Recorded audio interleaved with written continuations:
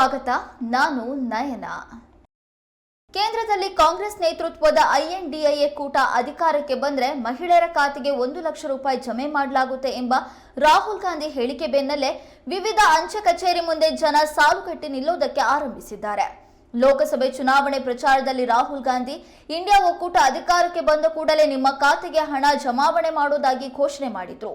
ಈ ಘೋಷಣೆಯ ಬೆನ್ನಲ್ಲೇ Indian post payments bank digital ಖಾತೆ ತೆರೆಯೋದಕ್ಕೆ ಮಹಿಳೆಯರು ಮುಗಿಬಿದ್ದಿದ್ದಾರೆ. ರಾಹುಲ್ ಗಾಂಧಿ ಘೋಷಣೆಯ ಪರಿಣಾಮ ಪೋಸ್ಟ್ ಆಫೀಸ್ಗಳಲ್ಲಿ ಖಾತೆ ತೆರೆಯೋದಕ್ಕೆ ಮಹಿಳೆಯರು ಮುಗಿಬಿದ್ದಿದ್ದಾರೆ. ಇವರಲ್ಲಿ ಹೆಚ್ಚಾಗಿ ಮುಸ್ಲಿಂ ಮಹಿಳೆಯರೇ ಕಂಡು ಬರ್ತಾ ಇದ್ದಾರೆ. ಪ್ರತಿ ತಿಂಗಳು 8,500 ರೂಪಾಯಿ ಹಣ ಬರಲಿದೆ ಎಂಬ ನಿರೀಕ್ಷೆಯಲ್ಲಿ ಪೋಸ್ಟ್ ಆಫೀಸ್ ಮುಂದೆ ಕ್ಯೂ ನಿಲ್ತಿದ್ದಾರೆ. ಅಶ್ಲೀಲ ವಿಡಿಯೋ ಪ್ರಕರಣದ ಪ್ರಮುಖ ಆರೋಪಿ ಹಾಸನ ಸಂಸದ ಪ್ರಜ್ವಲ್ ರೇವಣ್ಣ ಭಾರತಕ್ಕೆ ವಾಪಸ್ ಆಗುವ ಬಗ್ಗೆ ವಿಡಿಯೋ ಹೇಳಿಕೆ ಬಿಡುಗಡೆ ಮಾಡಿದ್ದು ಎಲ್ಲಿಂದ ಎಂಬ ಮಹತ್ವದ ಮಾಹಿತಿ ಪ್ರಕರಣದ ತನಿಖೆ ನಡೆಸ್ತಾ ಇರುವಂತಹ ವಿಶೇಷ ತನಿಖಾ ತಂಡಕ್ಕೆ ಲಭ್ಯವಾಗಿದೆ. ಬೆಂಗಳೂರಿಗೆ ಬರೋದಾಗಿ ಸೋಮವಾರವಷ್ಟೇ ಪ್ರಜ್ವಲ್ ರೇವಣ್ಣ ವಿಡಿಯೋ ಹೇಳಿಕೆ ಬಿಡುಗಡೆ ಮಾಡಿದ್ರು. ಪ್ರಜ್ವಲ್ ವಿಡಿಯೋ ಮಾಡಿರುವ ಸ್ಥಳವನ್ನ ಇದೀಗ SIT ಪತ್ತೆ ಮಾಡಿದೆ. ಯುರೋಪ್ನ ಹಂಗೇರಿಯ ಬುಡಾಪೆಸ್ಟ್ನಿಂದ ಪ್ರಜ್ವಲ್ ವಿಡಿಯೋ ಹೇಳಿಕೆ ಬಿಡುಗಡೆ ಮಾಡಿದ್ದಾರೆ. ವಿಡಿಯೋ ರಿಲೀಸ್ ಆದ ಮೊಬೈಲ್ IP ಅಡ್ರೆಸ್ ಟ್ರೇಸ್ ಮಾಡುವ ಮೂಲಕ SIT ಮಾಹಿತಿಯನ್ನ ಕಲೆ ಹಾಕಿದೆ. ಲೆಕ್ಕ ಅಧೀಕ್ಷಕ ಚಂದ್ರಶೇಖರ್ ಆತ್ಮಹತ್ಯೆ ಕೇಸ್ ಪ್ರಕರಣದ ವಿಚಾರಣೆಯನ್ನ CID ತಂಡ ನಡೆಸ್ತಾ ಇದೆ. ಈ ದಿನ ಶಿವಮೊಗ್ಗದಲ್ಲಿರುವ ಚಂದ್ರಶೇಖರ್ ನಿವಾಸಕ್ಕೆ CID ತಂಡ ಭೇಟಿ ನೀಡಿದೆ. ಮೃತ ಚಂದ್ರಶೇಖರ್ ಪತ್ನಿ ಕವಿತಾ ಮತ್ತು ಕುಟುಂಬದ ಸದಸ್ಯರ ವಿಚಾರಣೆ ನಡೆಸಿದೆ. ಮಂಗಳವಾರ ಕೂಡ ಮನೆಗೆ ಭೇಟಿ ನೀಡಿ ವಿಚಾರಣೆ ನಡೆಸಿದ್ದ CID ತಂಡ 2ನೇ ದಿನ ಕೂಡ ತನಿಖೆ ಚುರುಕುಗೊಳಿಸಿದೆ. ಮನೆಯಲ್ಲಿ ಪೆನ್ ಡ್ರೈವ್ ಮತ್ತು ಡೆತ್ ನೋಟ್ ಹಾಗೂ ಡೆತ್ ನೋಟ್ ಬರೆದ ಪೆನ್ ಸೀಸ್ ಮಾಡಿಕೊಂಡಿದೆ. ಚಂದ್ರಶೇಖರ್ ಆತ್ಮಹತ್ಯೆಗೆ CID ನಿಖರ ಕಾರಣವನ್ನ ಹುಡುಕ್ತಾ ಇದೆ. ಸುಮಾರು 3 ಗಂಟೆಗೂ ಅಧಿಕ ಹೊತ್ತು ತನಿಖೆ ಕೈಗೊಂಡಿದೆ. CIDಯ DYSP ಮೊಹಮ್ಮದ್ ರಫಿ ನೇತೃತ್ವದ ತಂಡ ತನಿಖೆ ಚುರುಕುಗೊಳಿಸಿ ಬೆಂಗಳೂರಿಗೆ ವಾಪಸ್ ಆಗುವ ಸಾಧ್ಯತೆಗಳು ಇದೆ. ರಾಜ್ಯ ಸರ್ಕಾರ ಅಧಿಕಾರಿಗಳಿಗೆ ಆತ್ಮಹತ್ಯೆ ಭಾಗ್ಯ ಕರುಣಿಸಿದೆ ಎಂದು ಆರೋಪಿಸಿ ಶಿವಮೊಗ್ಗದಲ್ಲಿ ಬಿಜೆಪಿಯಿಂದ ಪ್ರತಿಭಟನೆ ನಡೆಸಲಾಯಿತು. ನಗರದ ಶಿವಪ್ಪ ನಾಯಕ ವೃತ್ತದ ಬಳಿ ಪ್ರತಿಭಟನೆ ನಡೆಸಿ ಸರ್ಕಾರದ ವಿರುದ್ಧ ಬಿಜೆಪಿ ಕಾರ್ಯಕರ್ತರು ಘೋಷಣೆ ಕೂಗಿದ್ರು. ಈ ಪ್ರತಿಭಟನೆಯಲ್ಲಿ ಬಿಜೆಪಿಯ ಕೋಟ ಶ್ರೀನಿವಾಸ್ ಪೂಜಾರಿ, ಶಾಸಕ ಚನ್ನಬಸಪ್ಪ ಸೇರಿದಂತೆ ಜಿಲ್ಲೆಯ ಬಿಜೆಪಿ ಮುಖಂಡರು ಪಾಲ್ಗೊಂಡಿದ್ರು. ಖಜಾನೆಯನ್ನ ಕೊಳ್ಳೆ ಹೊಡಿತಾ ಇದ್ದು ಚಂದ್ರಶೇಖರ್ ಅವರು ವಾಲ್ಮೀಕಿ ನಿಗಮದ 185 ಕೋಟಿ ಹಗರಣವನ್ನ ಬಿಚ್ಚಿಟ್ಟು ನೇಣಿಗೆ ಶರಣಾಗಿದ್ದಾರೆ. ಕೂಡಲೇ ಸಚಿವ ನಾಗೇಂದ್ರ ಅವರು ರಾಜೀನಾಮೆ ನೀಡಬೇಕು ಅಂತ ಈ ಮೂಲಕ ಒತ್ತಾಯಿಸಿದ್ರು.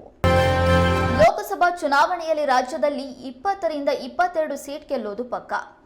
ಈ ರೀತಿಯಾಗಿ ಮಾಜಿ CM BS ಯಡಿಯೂರಪ್ಪ ವಿಶ್ವಾಸ ವ್ಯಕ್ತಪಡಿಸಿದ್ದಾರೆ. ಶಿವಮೊಗ್ಗದಲ್ಲಿ ಮಾಧ್ಯಮ ಪ್ರತಿನಿಧಿಗಳ ಜೊತೆ ಮಾತನಾಡಿದ ಅವರು ಅತಿ ಹೆಚ್ಚು ಸ್ಥಾನವನ್ನ ಗೆಲ್ತೇವೆ ಎಂದು ಹೇಳಿದರು. ಈ ವೇಳೆ ಪ್ರಸಕ್ತ ರಾಜಕೀಯ ವಿದ್ಯಮಾನಗಳ ಕುರಿತು ಅವರು ಪ್ರತಿಕ್ರಿಯೆಯನ್ನ ನೀಡಿದರು.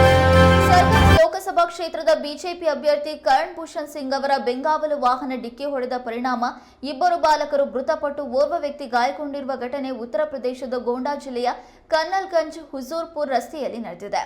ಘಟನೆ ನಡೆದ ಕೂಡಲೇ ಸ್ಥಳದಲ್ಲಿ ದೊಡ್ಡ ಸಂಖ್ಯೆಯ ಜನಸಂದಣಿ ಜಮಾವಣೆಗೊಂಡಿದ್ದು ಪೊಲೀಸರು ಅಪಘಾತವೆಸಗಿದ ಕಾರನ್ನ ವಶಪಡಿಸಿಕೊಂಡಿದ್ದಾರೆ. ಪೊಲೀಸ್ ಮೂಲಗಳ ಪ್ರಕಾರ ಅಪಘಾತವೆಸಗಿದ ಕಾರು ಬಿಜೆಪಿ ಅಭ್ಯರ್ಥಿ ಕರಣ್ ಸಿಂಗ್ ಭೂಷಣ್ ಅವರ ಬೆಂಗಾವಲು ಪಡೆಗೆ ಸೇರಿದೆ. ಟೀಮ್ ಇಂಡಿಯಾದ ಮಾಜಿ ಆಟಗಾರ ಗೌತಮ್ ಗಂಭೀರ್ ಭಾರತ ತಂಡದ ಮುಖ್ಯ ಕೋಚ್ ಆಗುವುದು ಬಹುತೇಕ ಖಚಿತವಾಗಿದೆ. ಈ ಸಂಬಂಧ ಈಗಾಗಲೇ BCCI ಮತ್ತು ಗಂಭೀರ್ ನಡುವೆ ಒಪ್ಪಂದವಾಗಿದ್ದು ಇನ್ನು ಅಧಿಕೃತ ಘೋಷಣೆಯೊಂದೇ ಬಾಕಿ ಇದೆ ಎಂದು ವರದಿಯಾಗಿದೆ.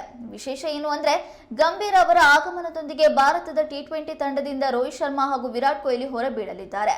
ಅಂದ್ರೆ ವಿರಾಟ್ ಕೊಹ್ಲಿ ಹಾಗೂ ರೋಹಿತ್ ಶರ್ಮಾಗೆ ಇದುವೇ ಕೊನೆಯ ಚಾನ್ಸ್. ಈ ಬಾರಿಯ T20 ವಿಶ್ವಕಪ್ನೊಂದಿಗೆ ಇಬ್ಬರು ಆಟಗಾರರ T20 ಅಂತಾರಾಷ್ಟ್ರೀಯ ಕೆರಿಯರ್ ಮುಗಿಯಲಿದೆ ಎಂದು ವರದಿಯಾಗಿದೆ. ಆದರೆ ಇದರ ಬಗ್ಗೆ ಯಾವುದೇ ಅಧಿಕೃತ ಮಾಹಿತಿ ಹೊರಬಿದ್ದಿಲ್ಲ.